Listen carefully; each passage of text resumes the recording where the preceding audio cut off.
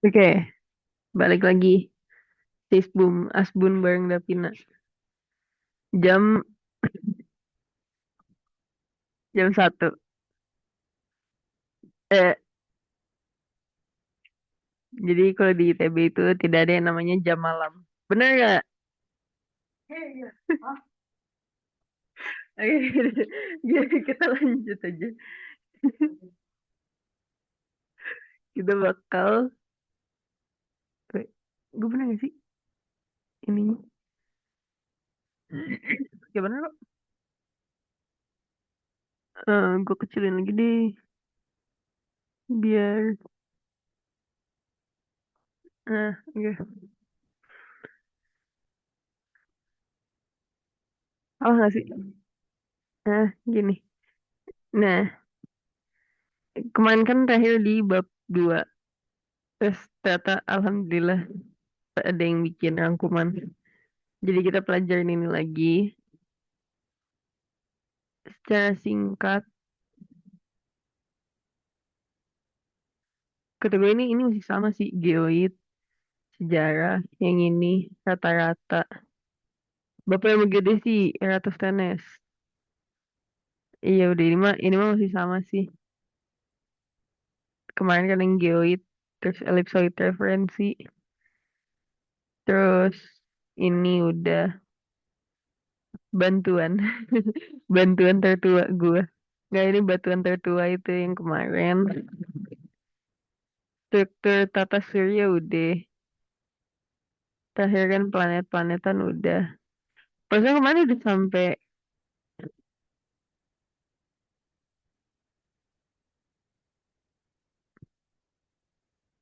mana ya? Big Bang udah. Ini. Kemarin tuh kan kita udah siklus batuan udah.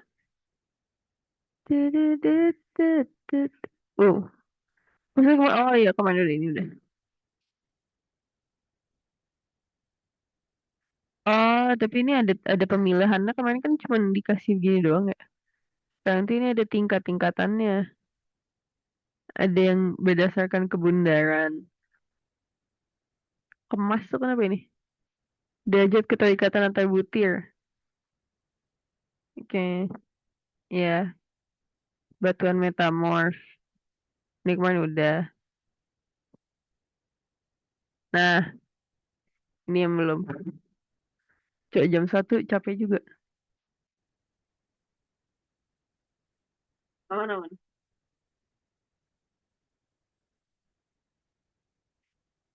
Nggak bakal ada yang nonton juga sih.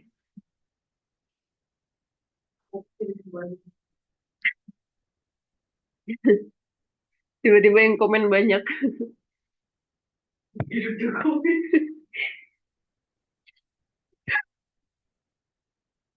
Oke, kita lanjut. Bab 3. Proses-proses di bumi. Proses yang berlangsung di bumi dapat dibedakan menjadi endogen di dalam dan eksogen di permukaan. Contoh endogen itu vulkanisme, gempa bumi, pembentukan pegunungan. Ini tuh yang intinya kemarin pergerakan-pergerakan dari dalam bumi. Gempa bumi, titik. Referensi yang digunakan untuk menentukan lokasi terjadinya bumi dibagi menjadi dua. Ada hipocentrum dan ada epicentrum. Wait, coba kita cek.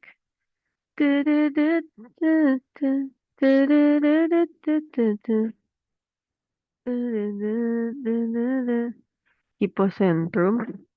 Pencet dulu dong. Hipocentrum dan epicentrum gempa. Coba kita lihat gambar. Oh, jadi hipocentrum itu kan titik awalnya tuh yang pergeseran aslinya. Ini kalau dilihat dari, nah dari sini kan kan titiknya di bawah tuh di kehalangan blok grafi ini. Terus epicentrum tuh istilahnya efek di atasnya. Oke, gitu doang. Gampang. Terus jadi gimana ya? Oke, itu udah. Jangan. Terus ada eksogen. Ada contoh prosesnya itu ada pelapukan, erosi, sedimentasi. Ini tuh jadi kalau yang eksogen itu istilahnya terjadi di bumi juga, tapi bukan gara-gara dari buminya. Paham nggak? Paham. Siap, paham. Pelapukannya itu ada pelapukan mekanik, tidak mengubah komposisi kimia. Biasanya temperatur, proses mekanik, retak, dan bla bla bla. Kalau pelapukan kimia itu mengubah komposisi kimianya. Terus ini ada erosi, transportasi, sedimentasi, erosi di sungai. Awal, intermediate, lanjut. Kata gue sama aja ini. Oh, eh jadi jadi dia eh tada gue udah PPT-nya belum gue download cuy. Intinya, lihat kalau erosi awal itu masih masih curam gitu loh lihat deh. Ini kan istilahnya masih bentuknya V, kayak masih bener-bener wow kelihatan lembah gitu. Kalau intermediate itu jadinya agak empuk, bukan empuk, maksudnya dia tuh lebih lebar. Terus ini akhirnya kalau yang lanjutnya itu emang bener-bener datar gitu loh. Jadi sungainya itu kan awalnya dari bener-bener V, terus dia jadi lama-lama makin makin membesar gitu. Oke. Dinamika aliran sungai versus lereng anjay. Ini sungai, natural leaves, natural terrace abandon. Intinya gitu dong gak sih? Kipas delta, gue berinya ada di tulisan di bawahnya. Tubuh sedimen berbentuk kipas yang terbentuk ketika kipas aluvial menjorok langsung ke dalam badan air permanen. Ini di mananya, Cok? Aluvial sama oh ini dongo memang. Jadi kalau delta itu menjorok langsung ke dalam ini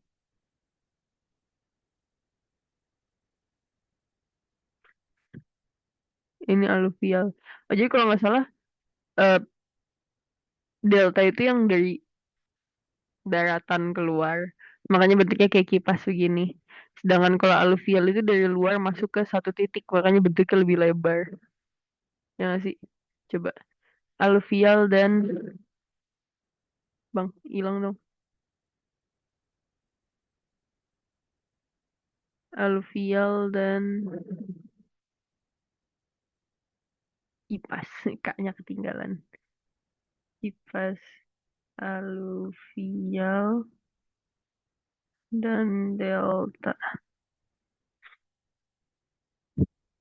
Ya kan, kalau aluvial itu dia masuk ke dalam.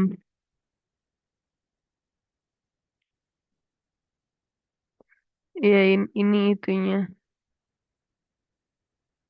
Apa gue kebalik jangan-jangan.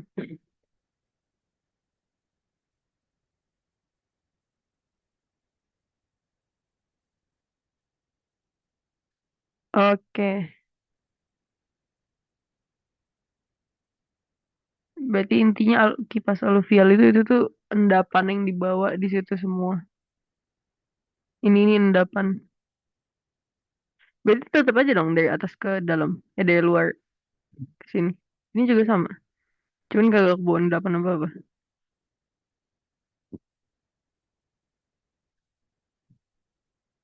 Oh, si Dongo ini nggak membaca dengan baik, Cok. Tubuh sedimen berbentuk kipas yang terbentuk ketika kipas aluvial menjorok langsung ke dalam badan air permanen. Jadi kalau aluvial itu dia lebih ke dataran yang lebih datar. Kalau si delta itu aluvial tapi yang di danau atau laut, makanya bentuknya begitu. Oke. Harusnya udah jago. Nah, ini ada diagram Hillstrom. Hillstrom. Iya. Grafik menunjukkan hubungan antara kecepatan. aliran air dan ukuran butiran sedimen terhadap proses erosi, transportasi dan pengendapan. Ini bisa dilihat aja sih sebenarnya.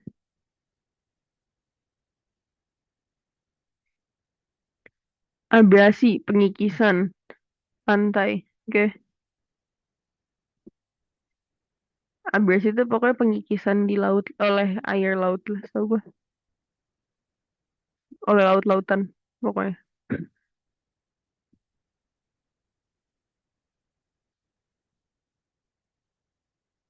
Ini ada erosi transportasi di lereng, gerakan tanah atau longsor.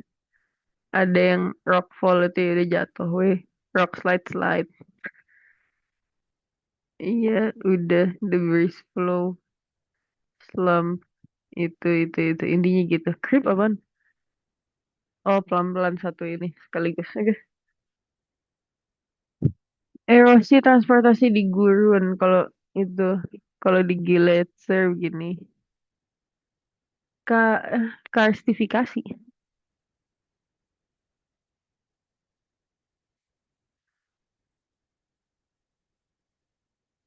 Ini foto karstifikasi apa, Cuk? Ada fotonya nggak? Karstifikasi.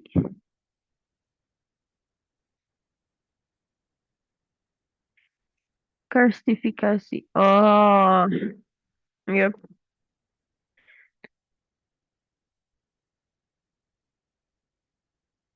Gue saranin kalau misalnya mau deket-deket UTS jangan sampai tipes dah. Kayak gue, Cuk. Makannya. Misalnya malam gini enaknya makan Indomie anjay. Cooldown Indomie gue masih lama. 3 minggu. Oke. Terjadi pada batu sehingga permukaan punya daya pelaritan. Batuan bersif. Hmm. Ada lembah yang mengerosi yang mencapai lapisan bawah sehingga air tanah bisa menyusup masuk. Nggak ada foto kah? Di bawahnya ada dong, tinggal di slide aja, Cuk. Minor karst landform. Karen. Kenapa tiba-tiba Karen? Eh, gua, endokars gua. Oh, oke. Jadi apa sih kars itu tadi? Nggak disebut, cuy. Kars certifikasi ini apa? TNT on dynamite adalah proses pelarutan dan korosi batuan yang mudah larut seperti batu gamping, gipsum, dan batu garam oleh air. Proses ini dimulai dengan pelarutan karbon dioksida dalam air yang membentuk asam karbonat, yang kemudian melarutkan. Jadi, pelarutan dan korosi. Jadi, pelarutan dan korosi yang membentuk lahan kars yang khas. Ada sinkhole, ada pit, ada gua. Jadi, kalau minor karst itu cuman kayak alur pada permukaan batu gamping. Oh, ya kan. Coba kita cari batu gamping. Batu gamping. Batu gamping.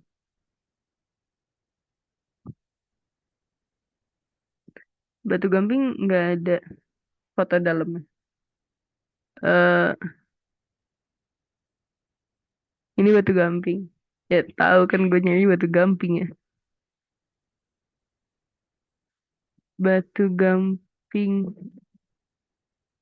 Eh, tampak samping, tampak dalam. Tampak samping sama aja.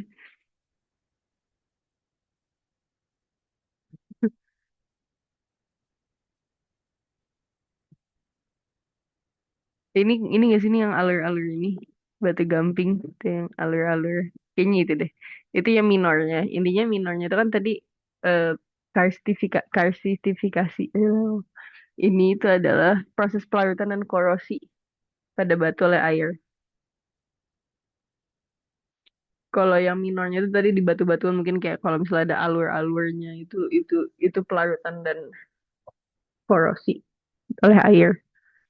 Yang majornya itu Yang positifnya itu ada Cars Residual Hills mana nih? Nggak di nggak ditar nih. Mana? Intinya kalau misalnya kita baca ya Residual Hill, intinya mah dia ya hill yang ada residunya.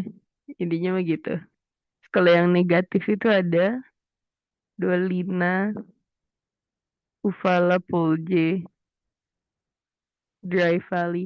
Oke, berarti kalau misalnya yang positif itu intinya gitu guys. Kalau yang endokarsnya itu ada gua dan sungai bawah tanah. Oke, maaf.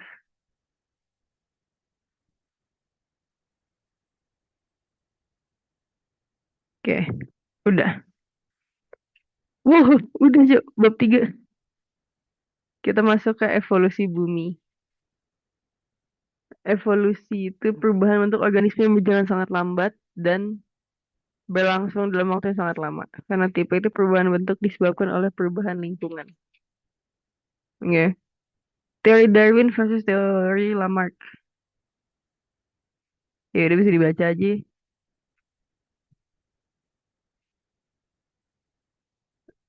Lamarck yang gue tuh teori Darwin. Teori Lamarck. Adalah salah satu teori paling awal tentang evolusi. Organisme berevolusi seiring waktu karena pewarisan karakteristik yang diperoleh selama hidupnya kepada keturunannya. Oke. Gimana kalau misalnya teori Darwin? Bukannya Darwin sama gitu juga? Darwin. They came in with the- Kalau Darwin itu bahwa semua spesies dari organisme muncul dan berkembang biak melalui seleksi alam. Mirip sih kata gue. Cuman kalau dia mah lebih ke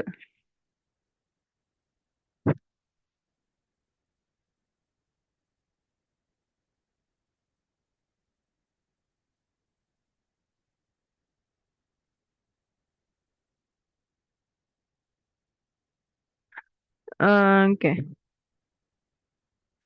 Jadi kalau Darwin itu Darwin pakai R. Kalau Darwin itu eh intinya dia gimana ya? Bisa dilihat dari spesies dari organisme muncul dan berkembang biak melalui seleksi alam. Intinya dia tuh lebih ke dari seleksi alam. Kayak kalau yang lemah jadi itu nggak bakal kepake ke depannya. Kalau yang kuat ya itu akan yang terus kepake ke depannya. Tapi kalau misalnya si Lamarck ini tuh dia bilang kayak mereka tuh evolusi semuanya. Jadi lebih ke degenerasi aja. Gimana ya? Ya gitulah guys. Ya intinya bisa dilihat dari ini. Teori Darwin versus teori Lamarck. Perubahan spesies terjadi sepanjang waktu dan spesies berubah dengan hasil dari survival of the fittest. Iya benar kan? Dari natural selection. Rekaman Galileo bahwa variasi itu selalu satu arah dan tidak kembali lagi. Sekalinya punah nggak mungkin ada lagi. Oke.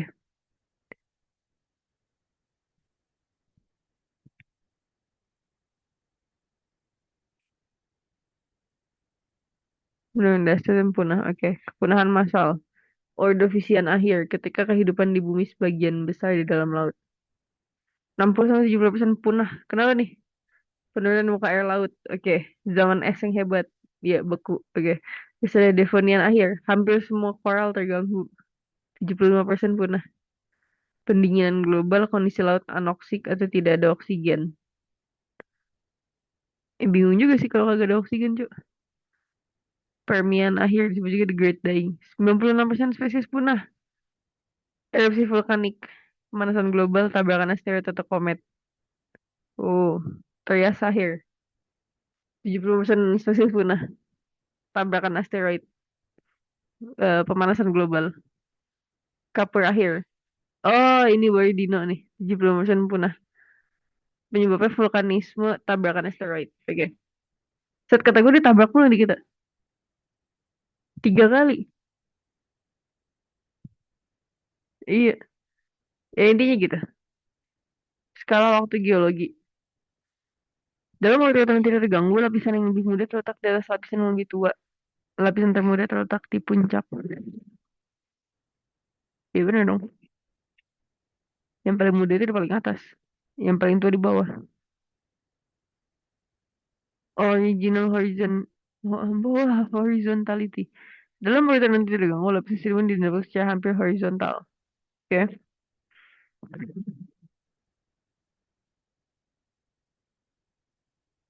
Itu tuh sebenarnya cuma ngejelasin kayak original tuh bentuknya begini. Udah pasti dia tuh horizon. Hampir horizon terus. Istilahnya dia kayak di garis lurus. Biasanya. Kesinambungan lateral. Lapisan sedimen menerus ke arah lateral sampai ke titik cekungan di mana pengendapan menjadi membaji. Membaji. Membaji apa, Ju?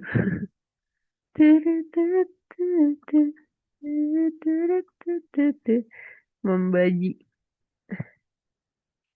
Baji itu gak sih nyanyi, Ju? Itu bazi.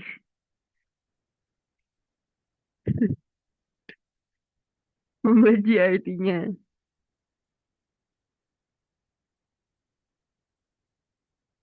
Riung tajam untuk membelah kayu pasak. Untuk mendap... Kok kayu? Dan juga mengacu pada proses atau cara membaji. Itu yang gue cari. Membaji apa?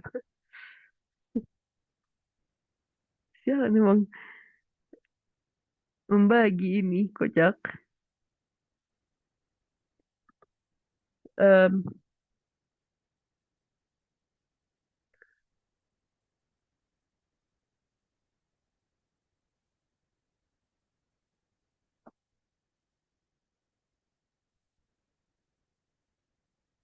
Membaji itu apa sih?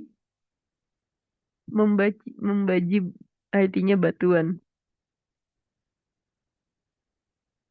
Bagus banget nih kata gue bahasa Indonesianya. Membelah atau meregangkan dengan baji.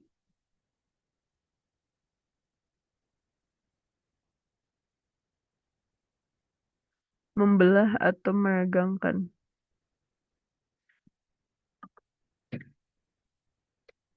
Merapatkan atau menguatkan dengan baji. Ini bajinya apa?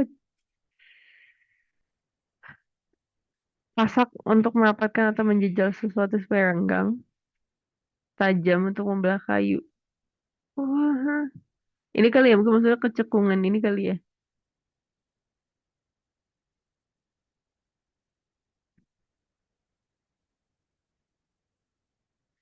Oh, mungkin ini. Ini kan begini. Set. Ini kan lurus nih.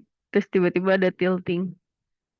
Karena dia ada tilting, jadi akhirnya dia nih jadi mengerucut gitu. Terus karena membaji. Gue gak tahu membaji apa intinya gitu. Uniformitarian. Wow, uniform. Pokoknya bareng-bareng sama serata. Seragam. Kan uniform. Proses juga di pada masa lampau. Oke, setuju. Gitu doang dia ngomongnya. Hukum urutan fauna. Jenis fosil berbeda sesuai dengan umurnya. Fosil pada formasi yang terbawah tidak serupa dengan yang berbeda pada formasi. Strata dikenal oleh kandungan fosil.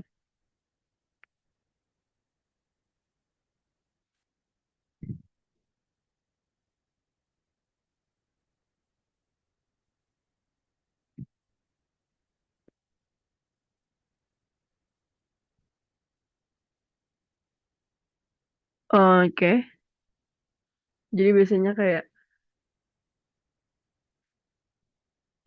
tadi apa sih dibilangnya? Strata dikenal oleh kandungan fosilnya. Lapisan berarti dapat dibedakan dari kandungan fosilnya yang khas. Oke, gitu dong. Nggak ada apa-apa lagi. Skala waktu geologi. Wow, komplit. Itu, ini.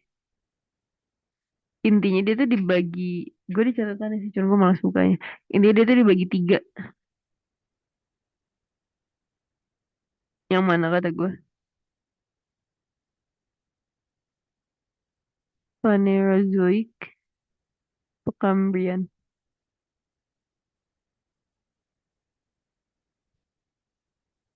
Wah, gue inget dibagi tiga. Ntar gue cek dah.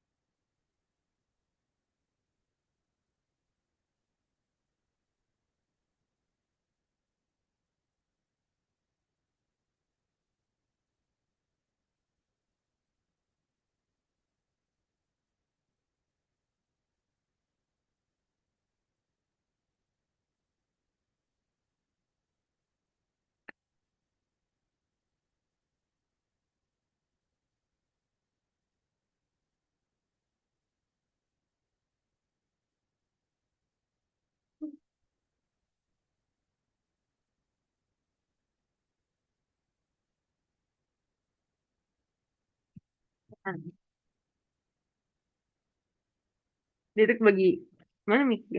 Dia tuh kebagi tiga. Ada Paleozoikum, ada Meso, sama ada Seno. Jadi Pale itu kebagi lima lagi. Ya nggak sih? Pale itu kebagi enam, sorry. Pale kebagi enam, Meso kebagi tiga, Seno kebagi tiga. Oke. Kalau yang dari Pale itu, yang pertama itu ada Cambrium. Awal darinya. Awal dari periode Cambrium ini merupakan awal dari Paleozoikum. Oke. Poin pernah terjadi itu adalah Cambrian explosion atau peningkatan pesat karena keanekaragaman organisme laut. Terus banyak wilayah yang benua tertutup laut dangkal yang menghasilkan endapan karbonat dan sedimen laut. Posisi benua ini masih eh sebagian besar masih terpisah dan Gondwana menjadi benua terbesar. Oke. Terus ada Ordovisium. Ini tuh diversifikasi besar organisme laut. Oke. Karena kan tadi kan ledakan ya, istilahnya tadi awalnya banyak, terus mereka evolve jadi diversifikasi. Terus terjadi aktivitas tektonik dan pembentukan pegunungan awal di beberapa wilayah. Oke. Sudah periode berakhir dengan glasiasi besar. Nah, ini baru punah lagi. Terus yang habis itu tuh ada silur. Ini ada nggak sih di sini? Daripada, wow, wow, wow, wow. Nah, ini yang gue maksud. Gue tinggal scroll dikit lagi. Jadi gue nyampe silum. Silum mana silum? Salah. Silum. Silur. Silum. Oke, intinya gitu ya. Skala waktu geologi yang paling umum. Eon, terus ada era atau masa, terus ada period. Lah, nanti maksud gue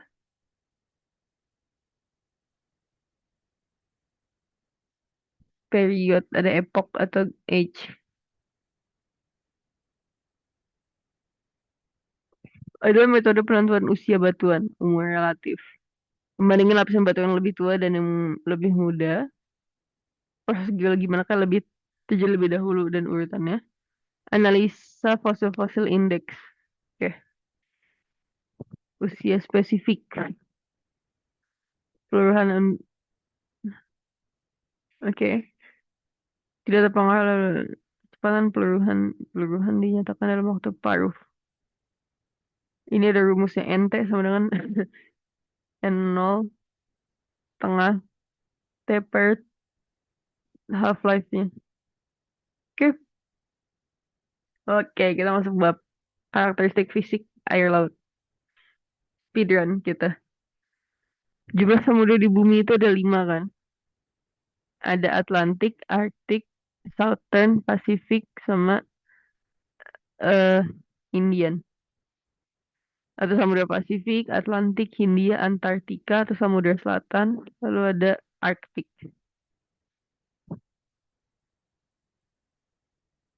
Em, titik terdalam itu berada di Palung Mariana. Ada di Samudra Pasifik.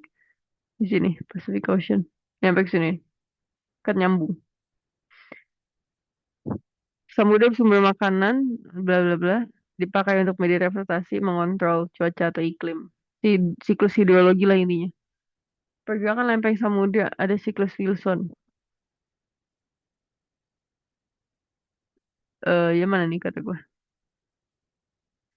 Oh ini, dia kan awalnya nyebar nih.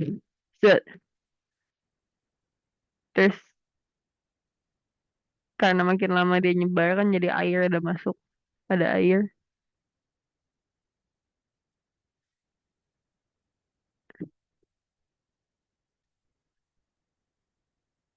Tapi gue pahamin dulu, Jo. Oh iya oke. Awalnya kan ini kebelah sama tadi pergeseran. Ini divergent. Ini divergent. Terus karena dia divergent, kan nggak mungkin divergent terus. Ketika dia divergent, lama-lama ujungnya tuh convergent. Iya, dia masuk ke dalam lihat. Terus lama-kelamaan tuh nanti yang pojok ini itu dia bakal kan geser-geser nabrak sama daratan lain. Nah, di sini nih ini convergent juga. Ntar jadi satu daratan full. Nah, nanti di tengahnya kebelah lagi intinya gitu. Nah, ini ada penjelasan teksnya tapi kurang lebih sama lah. Sama kok. Gak percaya cuma sama gue. Sama-sama sama aja. Saya pergerakan benua. Iya, ya udah ini kayak waktu dia dibahas. Dia geser. Ada civil spreading. Tadi dia kan divergent di tengah-tengah. Jadi istilahnya di dekat titik-titik divergent itu adalah eh, dasar laut yang umurnya muda. Makin jauh dari situ, ya makin tua intinya gitu. Suhu, suhu, distribusi suhu terhadap kedalaman, mixed layer, lapisan campuran.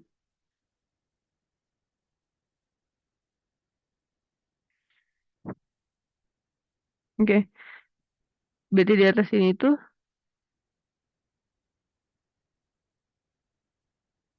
zona homogen. Oke, ini transisi. Suhu menurun secara drastis. Nah, di sini nih dingin karena matahari nggak bisa nembus kurang lebih gitu. Termokun berubah-ubah sesuai musim akibat pengaruh penyinaan matahari.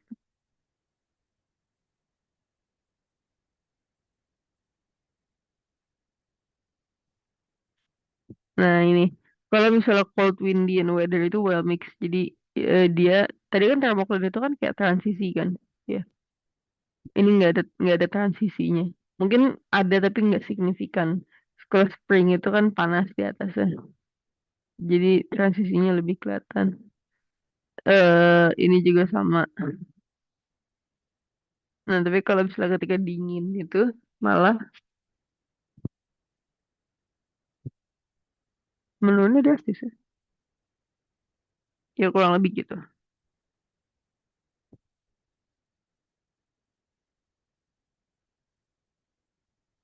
Ada salinitas jumlah garam. So, sorry, ngantuk Cuk, jam. Ini nih kalau bikin news gini. Jumlah gram zat-zat yang terlarut dalam 1 kilogram air laut. Salinitas. Oke. Ada klorida, natrium, sulfat, magnesium, kalsium, dan kalium. Ini barang-barang ini yang tercampur apa aja salinitasnya.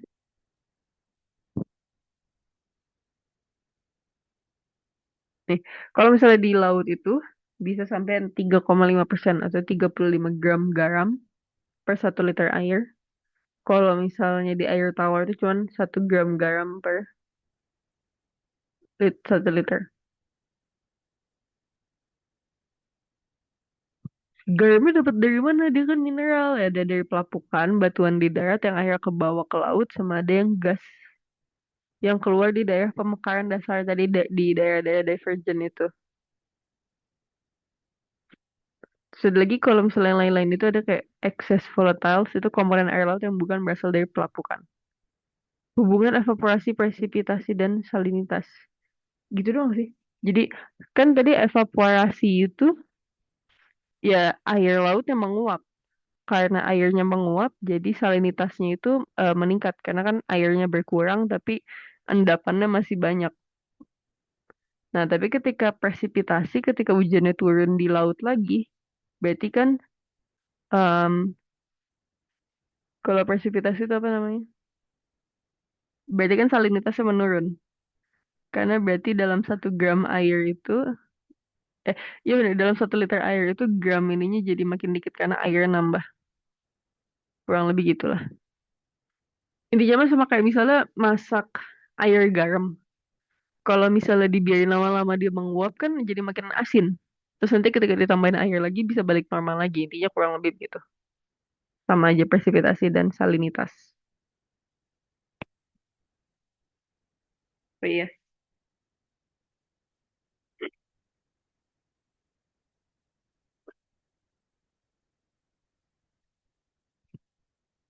Terus ada densitas. Temperatur semakin tinggi, densitas semakin rendah. Salinitas semakin rendah. Temperatur semakin rendah, densitas tinggi, salinitas tinggi. Oke, jadi densitas dan salinitas itu sejajar, tapi mereka berbanding terbalik dengan temperatur. Temperatur semakin tinggi, densitasnya rendah, salinitasnya rendah. Temperaturnya semakin rendah, densitasnya tinggi dan salinitasnya tinggi. Lapisan vertikal suhu, salinitas, dan densitas. Ini bisa dibaca aja nggak sih? Kayak kelihatan. Kayak ini salinitas, ini. Oke. Lihat, salinitasnya semakin ke bawah itu semakin ini benar-benar kontras banget kan. Semakin ke bawah itu tiba-tiba langsung kayak jaraknya jauh banget. Itu karena ya semakin ke bawah karena kan dia nggak kena matahari kan. Jadi dia tidak jarang sampai mendapatkan penguapan. Kurang lebih gitu. Dan juga kan dia berat, jadi lebih cenderung di bawah. Termoklin dari suhu perubahan dasar, pinoklin densitas berubah drastis, dan haloklin salinitas. Ini, ini yang perubahan drastisnya. Ini haloklin, ini pinoklin, nah ini termoklin nih, ini suhu. Oke, faktor-faktor mempengaruhi air laut, viskositas air laut, yang kekentalannya. Percepatan gravitasi, gesekan dasar perairan, geometri pantai, dan rotasi. Oke. Akibat faktor G Coriolis, arah arus di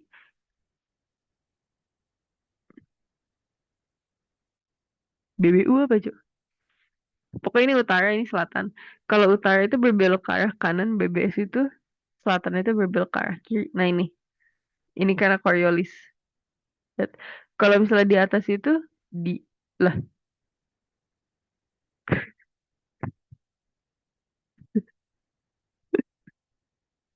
kata gue sama aja cuy.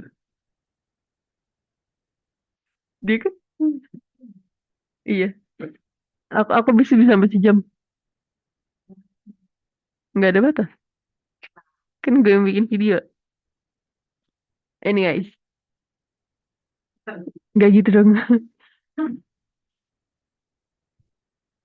Ini kan ini begitu guys. Ini putaran. Bentar, Coriolis tuh kenapa tadi? Oh nggak bisa kelihatan dong. Ini Coriolis tuh yang berdasarkan ini nggak sih perputaran rotasi bumi. Coriolis tuh yang itu cortisol guys. Eh, jangan bikin video jam 1 pagi. Ngawur semua. Ini kan sirkulasi, ini anginnya kurang lebih. Ya itu kan current, North Pacific Current bla bla bla. Oh iyalah ini mah kan nggak ada pengaruh. Kalau current nggak ada pengaruh dari perputaran bumi nggak sih?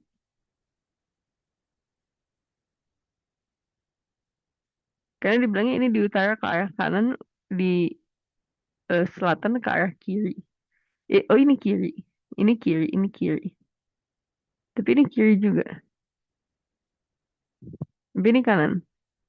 Ini kanan. Ini kiri kan? Bingung kan?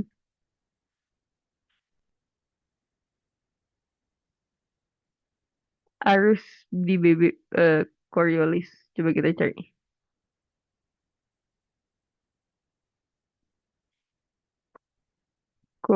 Coriolis. Dia mempengaruhi apa sih? Is the effect of is the effect curving of the path of blah blah blah Earth rotation. Oke. Oh, ini yang kemarin dijelasin. Jadi, tak mana ya yang enak ya? Ini deh. eh Open image ini. Ini tab. Dah, kecil banget kata gue. Gue kan pengen di zoom in. Burem, coy. Pengen yang kelihatan gitu loh. Coriolis force on object.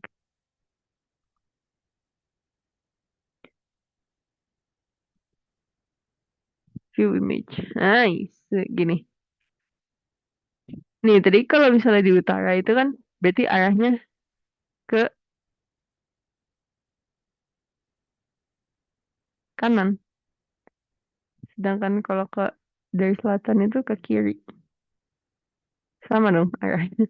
Intinya kalau misalnya ini tuh yang kemarin dibilangin misalnya kayak kita mau aimingnya ke titik ini. Kalau misalnya bisa diedit nggak? Misalnya kita aimingnya ke titik ini. Kalau misalnya kita aimingnya dari arah north, kita nggak bisa langsung lurus ke titik ini. Misalnya kita mau nyerang di titik itu. Nah, jadi kita aimingnya itu karena kita dari north, kita aiming itu harus ke sini, harus ke sini. Sama juga kayak kalau misalnya kita dari sini pengen ke sini, kita aimingnya itu harus dari sini. Ya, kurang lebih sama sih harusnya di sini juga. Kayak itu gitu. Itu karena ya perputaran bumi. Tapi setahu gue ini tuh tidak berpengaruh. Oke, kita keluar dulu. Ini tuh tidak berpengaruh dengan eh tadi efek yang muter tadi itu. Setahu gue itu enggak. Ini nih sirkulasi arus. Wah, kok cewek-cewek karena ada sampai sini. What the heck, gue baru nyadar, cuy. Keren juga. Bisa ngajar gue berarti. Oke, ini sirkulasi. Oke.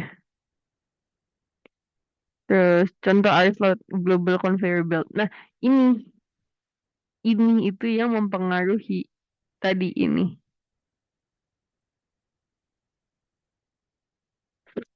Nih, ini kan kayak ini tadi muter di sini kan. Ini di antara Amerika sama Afrika, sama Europe. Terus mana Amerika? Ini Amerika, ini Europe tuh. Ini iya, ini tuh tadi itu iya anjay. Bisa ngomong kata gue. Ini warm surface flow-nya begini. Terus kalau ini cool surface-nya ada yang dari sini set. Kalau selain ini ada yang muter di sini balik, ada juga sampai ujung nih, baru balik di sini. Ini gitu. Ada Arlindo, Arus Lintas Indonesia. Memainkan peran vital dalam, iya, nih Arlindo. Penting, Cana. Kenapa penting? Karena jalur laut tropis menghubungkan Samudra Pasifik dan Samudra Hindia. Ini Hindia, ini Pasifik, ini kita. Ini panas, cuy, kita kebagian. Tapi ini ada Indonesian, ini Arlindo. Oke. Tidak upwelling, arus vertikal itu membawa massa air dingin dari laut dalam menuju permukaan. Upwelling itu kalau nggak ada fotonya nggak? Kok nggak ada sih? Kocak. Terus ada angin yang bertiup kencang di atas permukaan menyebabkan massa air di ruang jadi kosong. Arus dalam yang membentuk penghalang dasar laut dapat dibelokkan ke atas. Intinya tuh upwelling itu dari bawah laut, dia kan istilahnya geraknya nabrak ke dinding, dinding pak dinding. Dia kan nabrak ke dinding dasar laut. Mungkin kayak pulau atau apa. Nah, karena dia nabrak itu, dia itu muter ke atas. Nah, itu upwelling. Jadi, organisme-organisme yang di bawah, mineral yang di bawah itu jadi naik ke atas gara-gara itu. Terus, fakta mempengaruhi gelombang laut, angin. Lamanya angin berarti ya panjang daerah. Oke, ya sama aja. gue tadi baca tips tips gelombang pecah. Terus gue mikir kayak ngapain? Tipe gelombang pecah ada yang spilling, ada yang plunging, ada yang surging, sama ada yang collapsing.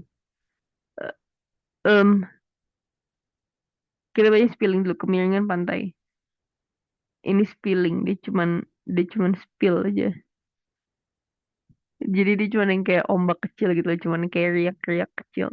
Kalau plunging itu yang bener-bener yang tinggi, yang kalau di film-film tuh yang sampai muter gitu loh. Kemiringan pantai sangat curam. Kalau surging itu dia cuman kayak kecil-kecil gitu aja. Oh, lihat deh bentuk pantainya kelihatan. Kalau misalnya dia datar itu atau landai itu jadi biasanya cuma spilling. Kalau misalnya dia curam itu berarti collapsing karena dia langsung ke dalamnya gitu. Itu lagi surge. Kata gue kebalik dah. Collapsing itu campuran. Ini tuh campuran ini sama ini. Inti gitulah. Pasang surut laut. Iya karena matahari sama gravitasi bulan. Dia tarik benda langit terutama bulan dan matahari. Asit disebutnya pasang surut laut. Berdasarkan posisi ada spring tide, ada ya kurang lebih gitu-gitu aja sih. Jadi pasif berdasarkan jumlah. Ada yang semi diurnal, dua kali pasang dua kali surut. Ada yang mixed tide, dua kali pasang surut, tapi dengan tinggi dan periode yang berbeda-beda. Nih, ini kalau misalnya, oh ini di atas ada lagi diurnal, satu kali pasang satu kali surut dalam sehari. Nih, ini kan satu kali pasang, ini surut, terus ini pasang lagi ini dalam waktu sehari. Terus kalau ini dalam waktu sehari itu dua kali. Karena kan satu, dua, dua kali. Jadi ini pasangnya dua kali, surutnya juga dua kali. Periode tidal lama cuma yang kecil ini doang kan yang dihitung istilahnya mah kan satu lambdanya doang. Nah ini ada lagi yang ini juga sebenarnya kan sama kan satu dua kali pasang dua kali surut tapi kadang tuh ada yang istilahnya dia lebih dalam ada yang dia cuman surutnya dikit gitu. Wow, atmosfer bumi udah ganti bab lagi bab terakhir. Atmos itu uap. Oh my god, spira itu bulatan atau lapisan. Atmosfer adalah lapisan gas yang menyelimuti bumi. Gas yang membentuk atmosfer disebut udara. Udara kering, uap air, dan aerosol. Udara memiliki sifat tidak berbau, tidak berwarna, tidak memiliki rasa, tidak bisa dirasakan kecuali angin. Iya, benar. Komposisi atmosfer. Ini ada komposisinya. Sudah struktur vertikal atmosfer. Yang pertama itu ada troposfer. Troposfer itu segala macam semua em, non namina cuaca itu ada di troposfer. Hujan, badai, panas itu di troposfer. Terus habis itu ada strato, temperatur semakin tinggi. Terus habis itu ada meso, dan yang terakhir itu di meso itu temperatur tiba-tiba menurun. Terus ada termo,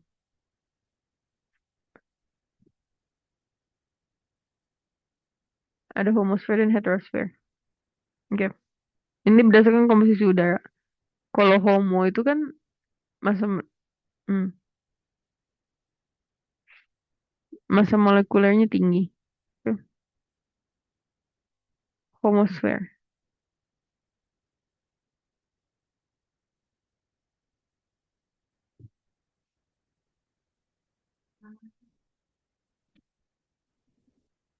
Ini jujur gue belum belajar ini. Waktu itu gue nggak masuk.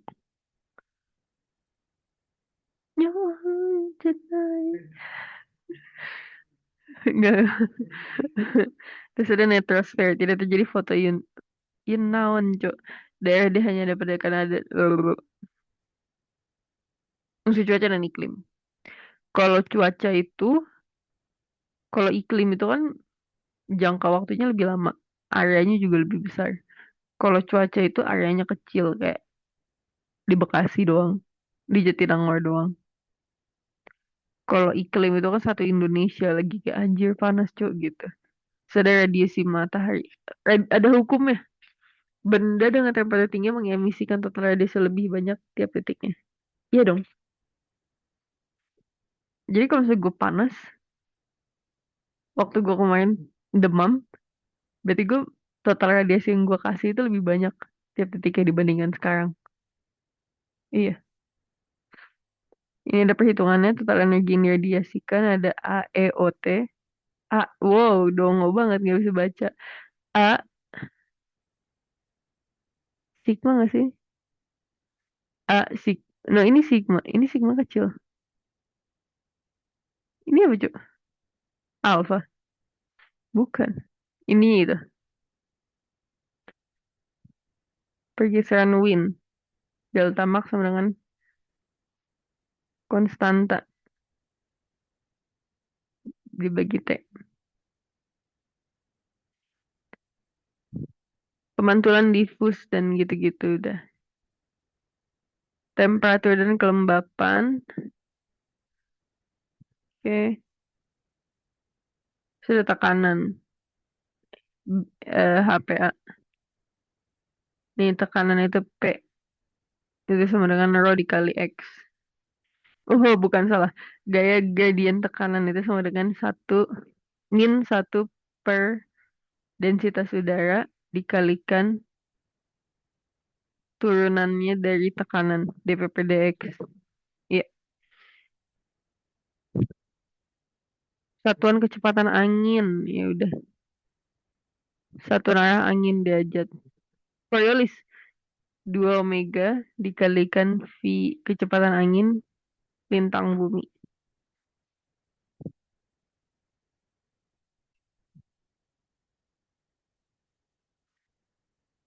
Awan dan hujan. Ini banyak yang gue skip karena ini gue belum belajar jadi benar-benar bingung. Jenis awan berdasarkan suhu awan panas. Presipitasi air cair hujan dan atau ini yang jatuh dari partikel. Pembentukan awan. Tadinya udara naik. Ya. Nah, ini ada hujan konvektif yang dia benar-benar cuma naik gitu loh. Ini ada hujan orografik. Ini ada dia naik gara-gara ada udara panas dan udara dingin. Ini hujan konvergensi. Nah, jenis awan ada stratiform, tumbuh meluas secara horizontal. Kalau cumuliform itu, jadi kalau strati ada yang stratnya itu berarti dia tuh kayak melebar. Kalau kumulus itu naik ke atas, vertikal. Awan rendah, stratus strato, ada yang menengah altus alto, yang tinggi itu cirrus, cirro. Awan yang relatif tipis dan tidak tumbuh itu biasanya malah terdiri dari tetes air. Jadi sebenarnya malah semakin tipisnya awan itu berarti dia akan semakin cepat hujan. Kecuali mendung ya. Kalau mendung kelihatan lah ya. Sedangkan dia berarti ada gumpalan awan gede yang bawa air. Tapi kadang tuh kalau yang tipis itu malah menandakan dia itu bakal hujan.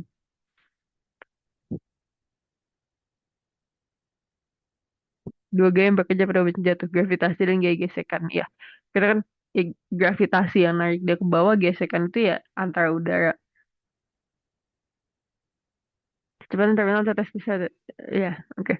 Terdapat dua proses pertumbuhan presipitasi, tumbukan dan tangkapan. Adalah ketika tetes besar yang jatuh akan bertambah besar akibat tumbukan dengan tetes kecil. Oke, variasi. Updraft, awan yang kuat, muatan listrik pada Oke,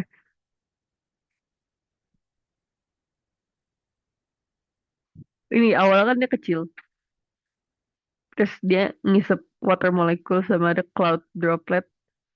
Ini kalau misalnya salju ya. Terus akhirnya jadi makin gede. Akhirnya tuh turun tuh jadi begitu saljunya. Udah dong tuntas. Oh my God, yeay. Walaupun asbunnya banyak. Wah, jangan. Selanjutnya ada mock up. Tapi mock up bakal gue bahas sendiri aja karena gue udah capek. Jam cuy, 54 menit. Sekian, gacor juga gue. Oke, jam 2 kita matikan. Stop recording. Bye guys. Terima kasih nonton.